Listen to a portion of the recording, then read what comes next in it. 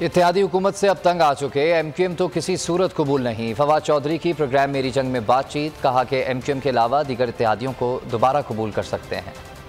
इत्तेहादी हुकूमत से अब तंग आ चुके MQM तो किसी सूरत कबूल नहीं। फवाद चौधरी की प्रोग्राम मेरी जंग में बातचीत, कहा कि MQM के अलावा दीगर इत्तेहादियों को दोबारा कबूल कर सकते हैं।